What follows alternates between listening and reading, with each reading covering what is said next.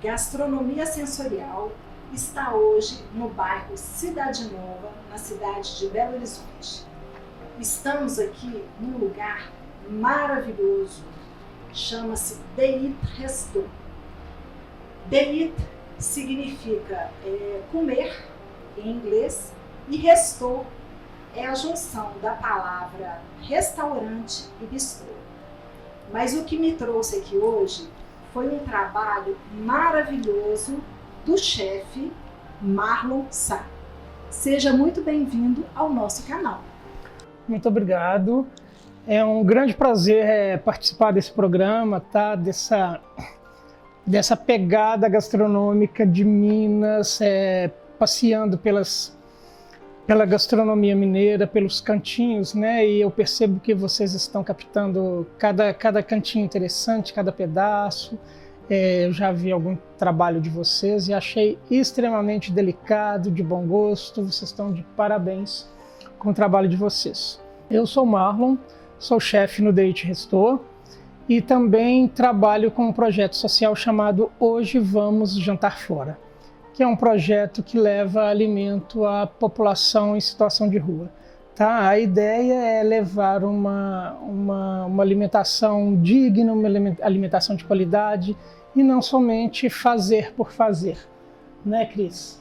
Gente, na realidade, eu tive com o Marlon em duas situações, em dois momentos muito especiais na cidade de Sabará. O primeiro foi em 2019, no festival gastronômico, né, do Festival da Jabuticaba. Festival da Jabuticaba, né, você isso. fez um prato maravilhoso lá pra gente. E da segunda vez foi agora no Festival Hora Pronobis, que ele fez um trabalho social. Foi aí que eu conheci o trabalho dele. Como é que chama o trabalho? Hoje Vamos Jantar Fora. E aí ele fez o Hoje Vamos Jantar Fora, só que não era o jantar, era o almoço fora, né? E que ele fez algumas quentinhas, né, com patrocínio, né, com apoio lá do EPA, também supermercados, e junto com a Prefeitura de Sabará, e o trabalho ficou maravilhoso. Então esse trabalho que eu quero que ele conte por quê, né, quando que ele começou com esse trabalho, como que ele criou, né, essa história de atender, né, as pessoas de rua com dignidade. Vamos lá, conta um pouquinho pra gente. Pois é. É o seguinte, no ano passado, com o surgimento da pandemia, nós fomos percebendo como aumentou o número de pessoas nas ruas, né? Eram pessoas com sua vida social normal, tinham seu emprego, seu trabalho, sua casa, seu cantinho.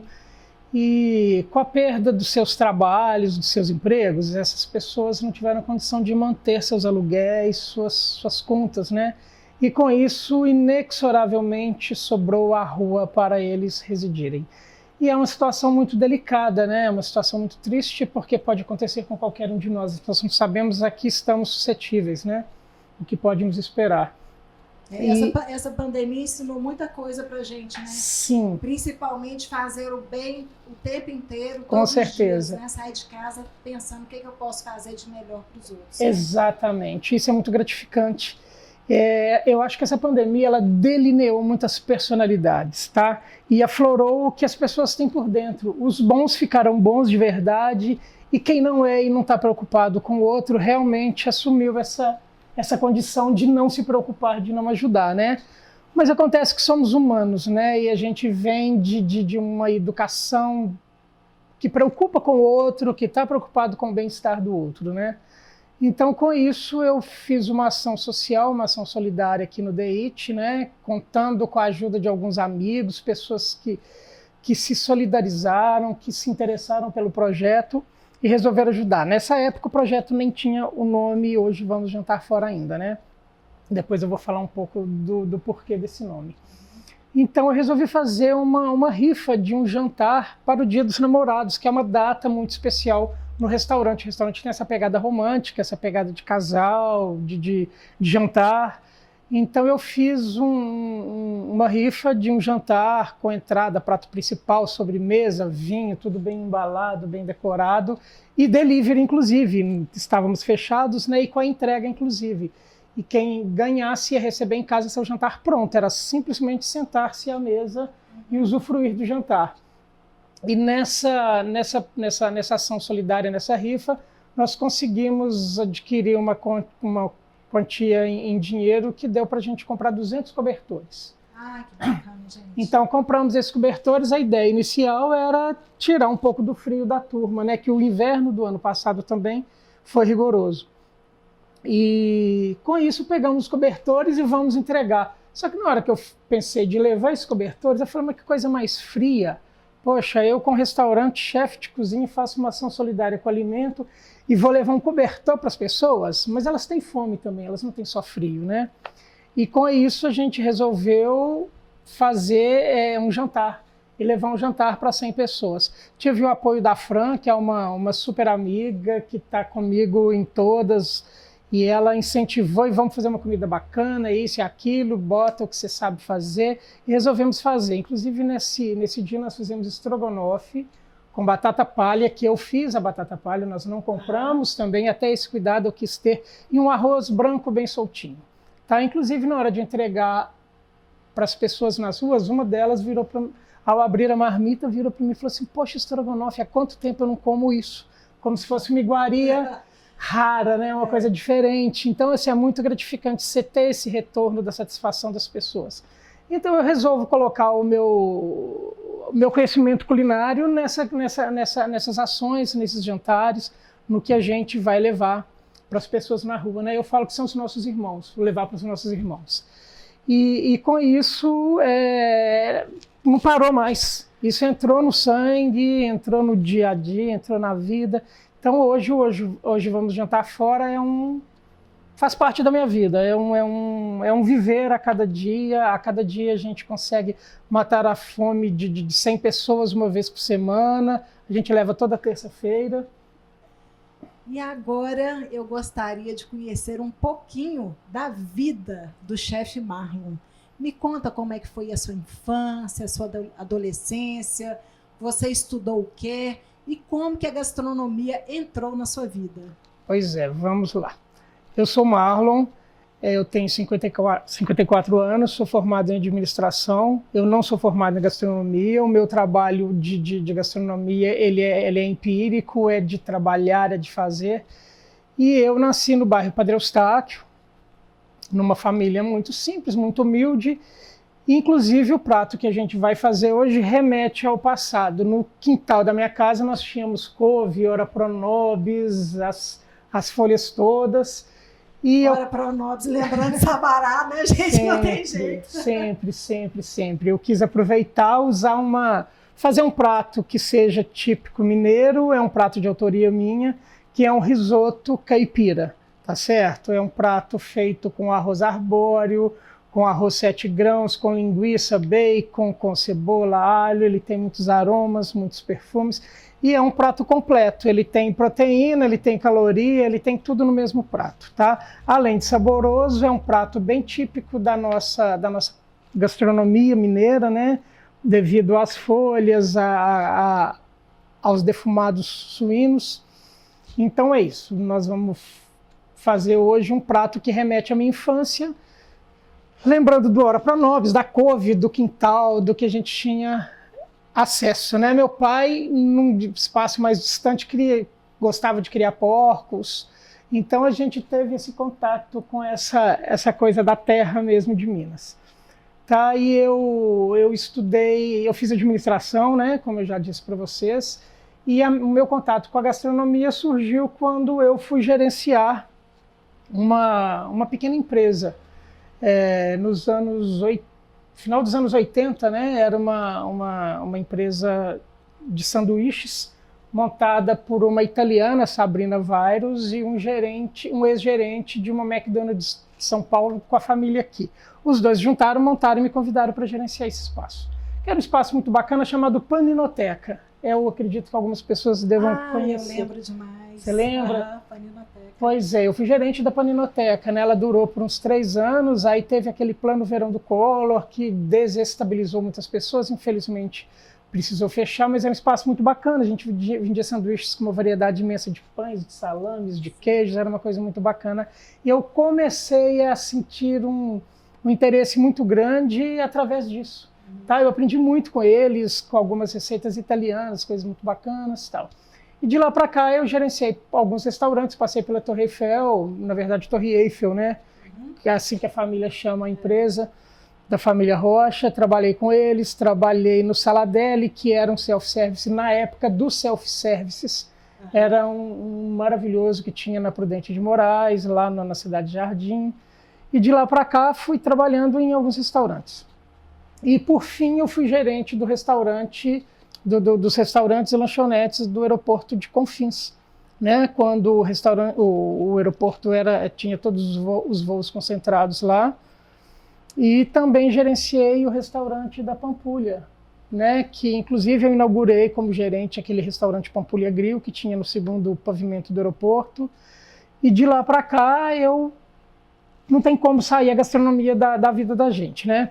E quando você fala que você gerenciou, você só atendia as pessoas, fazia formação de preço, comprava os produtos, sabia os melhores fornecedores? Como é que era esse gerenciamento seu? Pois é, Cris. Eu era um gerente, eu falo que eu era um gerente de fato. Eu mergulhava de cabeça, eu entrava dentro do vulcão. Então eu fazia compras, eu elaborava cardápio, eu elaborava receitas, eu preparava essas receitas juntos com os nossos cozinheiros, com os nossos chefes, com os nossos ajudantes. E eu sempre gostei disso, né? Na minha infância, eu sou o filho mais novo, meus irmãos mais velhos iam trabalhar e eu era o cozinheiro da vez. Então, todos trabalhando, eu tinha que cozinhar. Então, eu sempre gostei muito disso. Então, a gastronomia já começou lá atrás. Lá atrás, com certeza. Como cozinheiro da vez. Sim, eu era o cozinheiro da vez, né? Meus irmãos todos trabalhando, e eu estudava à noite, ficava em casa durante o dia, eu saía, minha obrigação era sair às 6h30 para a escola e deixar o jantar pronto de todos. Então, sempre gostei. E aí, nessa pegada, final de semana, eu já ia por prazer.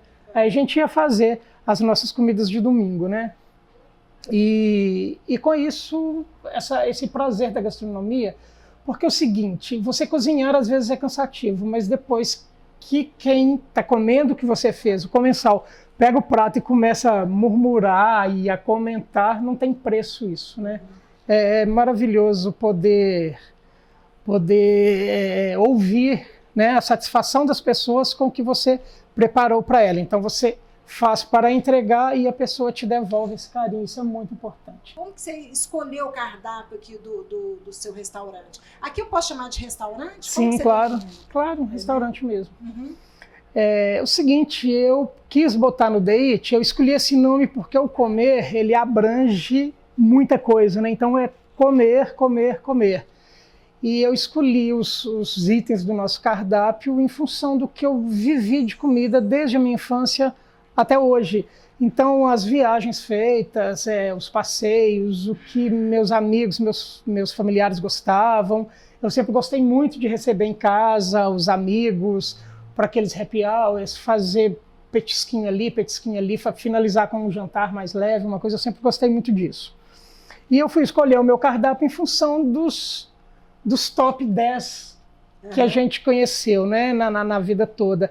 Então, por exemplo, eu tenho no meu cardápio um petisco que é um croquete de carne, que era o prato preferido de um cunhado. É um dos carros-chefes que eu tenho aqui. Eu tenho uma salada premiadíssima, que é uma salada Thai, baseada em comidas que a gente comeu fora, na Ásia. Então, um passeio a Buenos Aires, por exemplo, eu botei no cardápio uma carne com chimichurri.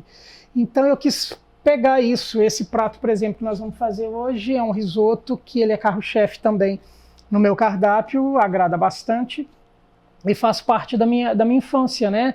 Gente, essa conversa tá boa demais, mas já tá me dando água na boca. Eu quero saber como que você vai começar a preparar nosso almoço de hoje, né? Porque Sim. É claro, gente, que eu vou almoçar isso, né? Eu já estou aqui me deliciando com os produtos dele. E me conta uma coisa a respeito desses produtos, porque eu tô vendo aqui que são produtos bem diferenciados, né? E como que você escolhe os seus fornecedores? Pois é, a gente escolhe em função de indicações, a gente tem contato com muitos produtores, a gente tem contato com os mercados, né? Então a gente vai provando, vai escolhendo, vai pegando. Alguns nos procuram, né, por nos conhecer. Então a gente vai selecionando em função disso. Eu acho que comida você tem que pôr na boca mesmo e sentir. E você dá apoio para pequenos produtores? Tem algum que você, né, tem algum carinho especial? Claro, aconteceu essa semana uma coisa muito interessante, que eu participo de um grupo de chefes, né, que chama Junto dos Bons Você Fica Melhor. Eu também faço parte desse. E nós tivemos o prazer de ter a Cris Nobre chegando aí conosco na semana passada, né? Isso mesmo. Então é isso, é um grupo de pessoas maravilhosas, com os grandes chefes de Minas, são pessoas espetaculares, profissionais de altíssimo gabarito, e eu falo com muito prazer desse grupo que eu estou fazendo grandes amigos lá dentro, né?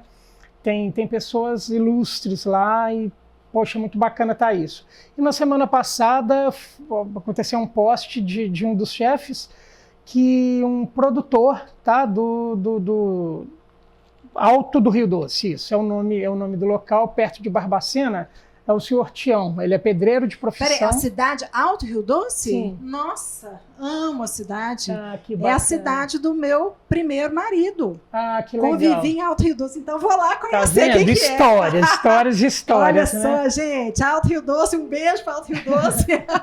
Não Adoro. E o senhor Tião saiu devido à pandemia, eu creio, né? Ele possivelmente não estava tendo muito trabalho, ele resolveu ir para o campo e plantou uma safra de feijão maravilhoso que nós temos aqui, olha, um feijão vermelho espetacular, que eu nem tinha esse produto nessa receita e eu resolvi colocar em homenagem a ele, em homenagem ao trabalho dele e incentivo também ao trabalho dele. Então nós acabamos por comprar, nós os chefes todos nos juntamos e um pouco aqui, um pouco acolá, nós acabamos comprando toda a safra dele, né, o que deve tê-lo ajudado bastante nesse momento difícil. Então nós vamos preparar um prato hoje, que é um risoto caipira, que nós vamos usar arroz arbóreo, né, o tradicional arroz de risoto. Vamos utilizar arroz 7 grãos, tá, que é uma mistura de grãos integrais, que tem chia, tem arroz integral, arroz negro e uma variedade bacana de arroz. O feijão vermelho do senhor Tião, que eu acabei de colocá-lo no cardápio, a partir de agora ele vai fazer parte do meu risoto caipira, que ele não tinha, era só arroz.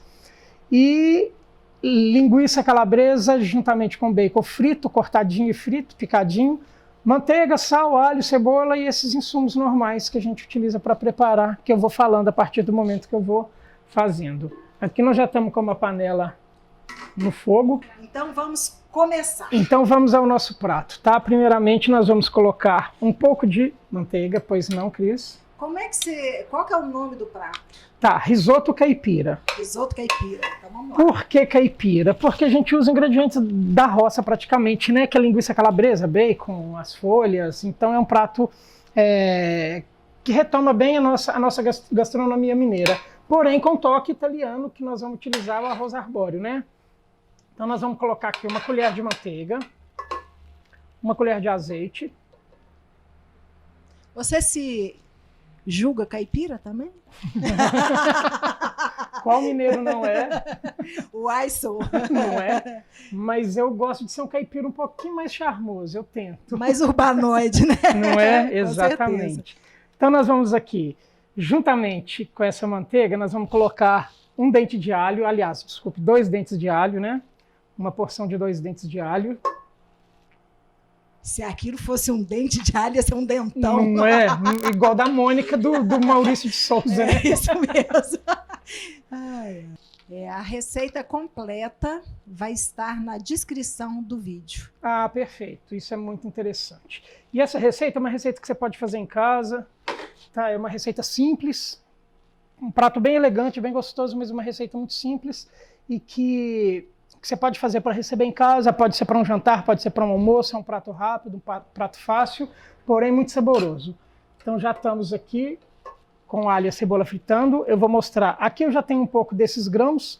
Como são grãos bem mais duros, eu gosto de cozê-los, fazer uma cocção rápida antes, tá? De uns 5, 10 minutos, para ele começar a cozinhar e depois ele consegue acompanhar o cozimento exato do arbóreo que está aqui. O arbóreo eu já uso ele cru.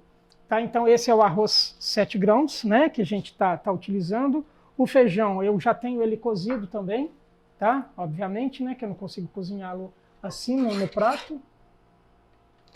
E aqui eu tenho um caldo de frango com legumes, tá? Eu gosto de cozinhar, eu uso nas minhas receitas peito de frango, então na hora de fazer esse peito de frango eu deixo um excesso de caldo, de água, deixo ele bem temperado, exatamente para eu ter esse produto na hora de preparar um risoto, na hora de preparar uma massa, um brodo para um capelete. Então aqui nós já estamos começando a ferver, dá para ver pela fumacinha, está começando a fritar nosso alho.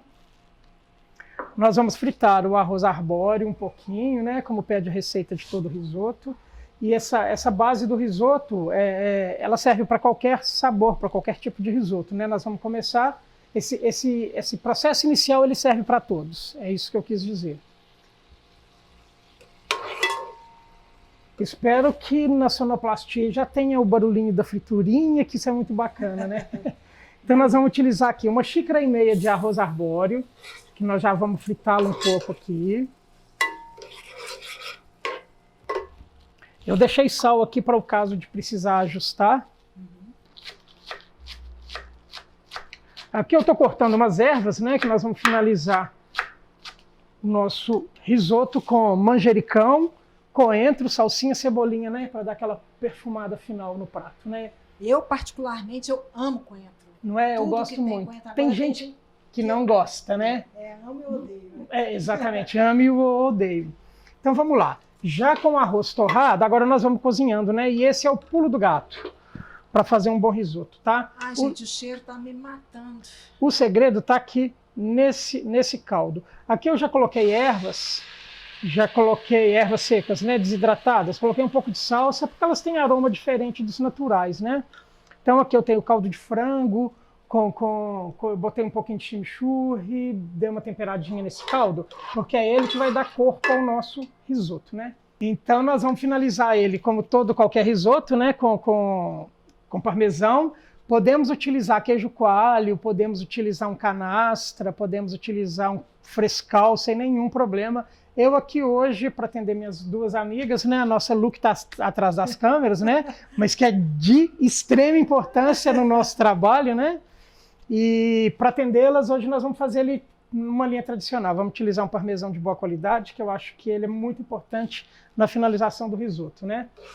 E o risoto tradicional, os italianos normalmente colocam uma colherada de manteiga ao finalizar, essa coisa toda. Eu acho que aqui no nosso caso não precisa, porque já tem muita untuosidade no bacon, na calabresa, e eu já fritei aqui na manteiga, no azeite.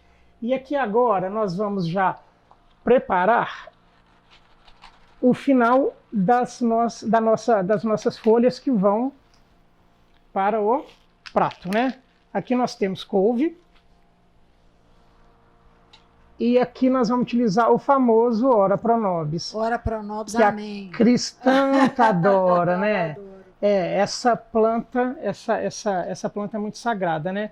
E eu não sei se vocês conhecem a história, pelo menos eu li a respeito, da história do Ora Pro Nobis, porque esse nome, né? No passado aí, os padres tinham nas igrejas, na hora de rezar a missa, as pessoas ficavam invadindo muito, entrando, fazendo bagunça tal, e para ter uma certa segurança, eles começaram a cercar em torno das igrejas com Ora Pro Nobis por causa dos espinhos, para as pessoas não ficarem entrando, não ficarem fazendo bagunça, e etc. E as pessoas ainda assim tentavam pular, e a tentativa das pessoas entrarem para fazer bagunça na missa, eles tentando entrar, os padres rezando, ficavam lá no Ora por nós, Ora pro Nobis. Então ele recebeu esse nome, pelo menos uma das histórias que eu conheço é essa, recebeu esse nome por causa da cerca no entorno das igrejas. Então, a história que eu conheço é essa também. Essa, né? Então, não falei mentira, né, Cris? Pelo menos até onde a gente aprendeu é isso mesmo. Não é? Ó, eu vou guardar um brotinho aqui, um raminho para a gente finalizar nosso prato, para dar uma decorada. Esses detalhes às vezes ajudam bastante. Enquanto isso, nosso arroz vai cozinhando. Um outro segredo de risoto é você colocando aos poucos, não cobrir como a gente faz o nosso arroz tradicional, que a gente cobre de água para ele cozinhar. O risoto é bacana ele ir cozinhando aos poucos, você vai colocando conchas e conchas do caldo, né? Do molho, do caldo de frango, de carne, de peixe, do que for. Vai colocando aos poucos que ele vai cozinhando devagar. E que horas que entra o vinho branco? Tá, o vinho branco nós vamos colocar ele na hora que ele estiver seco dessa água, tá? Uhum. Tem gente que gosta de colocar ele na hora antes do caldo, eu gosto de colocar ele depois, que eu prefiro ele com um pouquinho mais de aroma do vinho. Ok. Gente, o cheiro aqui tá matando. Vamos ver o sabor depois, né, Cris? Não posso queimar meu filme, né? De jeito nenhum. Então vamos lá, mais uma concha aqui. Daqui a pouco a gente já entra com os outros ingredientes. Aí nós vamos colocar o vinho, que aí a gente coloca com todos os ingredientes juntos, né? Nós já estamos aqui com nossa covinha, nosso ora pronobis cortados. Nosso risoto está chegando ao ponto de cozimento ideal. Esse cheiro tá me matando. Daqui a pouco, boquinha nervosa daqui a pouco você vai poder degustar, Cris. Eu tô salivando. Eu vou colocar mais um pouco de ora pronobis, que eu acho que ele tem uma... Isso, Cris, obrigado. A gente é ótimo ter uma apresentadora como ajudante, né? Isso é ótimo. Ixi, caiu ali. Essa nós vamos deixar de lado. Mais um aqui para compor. Ótimo, obrigado, Cris. Mais um pouquinho de ora pronobis. Tá exalando o álcool, tá sentindo aí que tá subindo um pouquinho, né? Vamos ver como tá isso aqui.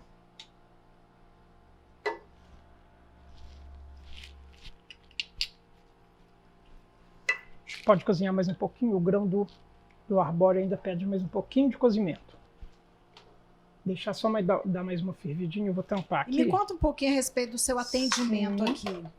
Pois é. Quando você vai levar o prato à mesa, você vai também, você fala sobre o prato, como que ele foi concebido?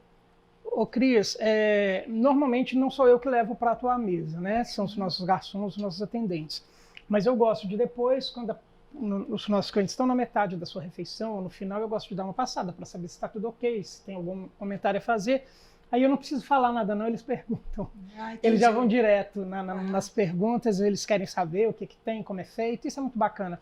E eu gosto muito desse corpo a corpo. O mais interessante é que quando eu abri o restaurante, quando eu montei o restaurante, a minha ideia não era de cozinhar. Minha ideia era de ficar mais no comercial, obviamente, com a minha pegada de estar dentro da cozinha também. Uhum. Mas não de cozinhar, não de ser o chefe.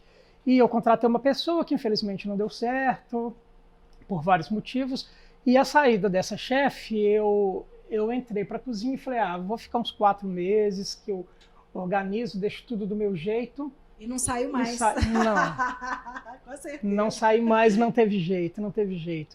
É muita ligação, é muito estar junto ali, não deu para sair mais.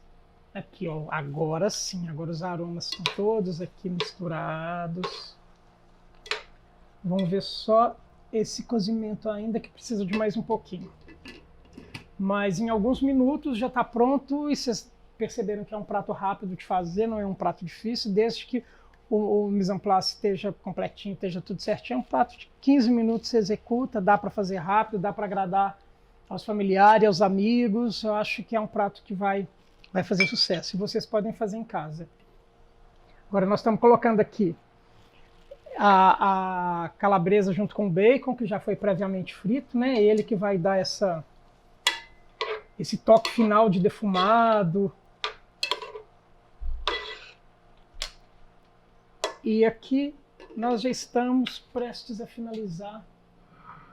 Então nós vamos utilizar uma louça que eu acho que combina muito com o prato, né? Que é uma coisa mais rupestre, mais rústica. E agora vamos ao finalmente do nosso prato, né?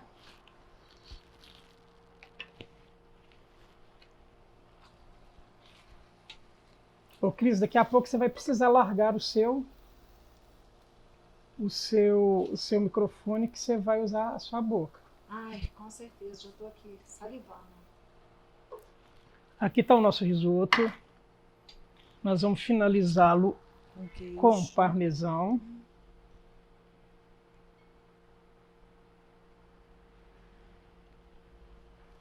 Que já está raladinho. Ó, eu me esqueci de uma coisa ali. E aqui nós vamos botar um ora pronobis para finalizar o prato. Eu havia me esquecido de botar essa salsinha no final, então nós vamos colocar ela aqui. Vai ficar linda assim. Não é todo dia que a gente está gravando, né? Então, às vezes passa batido alguma coisa. Nós vamos colocar ele aqui então para finalizar. Ô, Cris, agora eu te convido para vir para o lado de cá e provar o nosso gente, com risoto caipira. Com certeza. Vou aproveitar enquanto está quentinho, mas eu vou degustar essa iguaria ali, ó, no restaurante mesmo, na mesa, né? Para vocês entenderem a lindeza que é esse lugar. Com todas as pompas, né? Vamos lá, Cris. Eu faço questão de levar até a sua mesa. Cris, então agora você pode degustar o nosso risoto caipira e depois eu quero que você dê a nota. Né? Exatamente. Gente, a parte mais difícil do dia é essa. Não é? Essa é mais difícil. Presta atenção.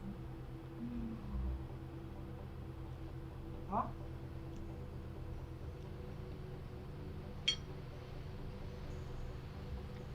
Eu vou ter que aumentar o sofrimento dela. Eu vou tirar o microfone só um minuto aqui, porque eu vou precisar me deslocar um pouquinho. Com licença. E agora, para aumentar o sofrimento da Cris, nós vamos servir um pouco de vinho para acompanhar o nosso risoto caipira.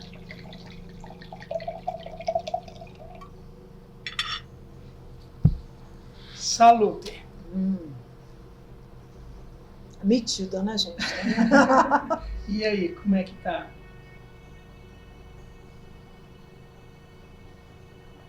Gente, não tem jeito, eu tenho que finalizar com um tintim.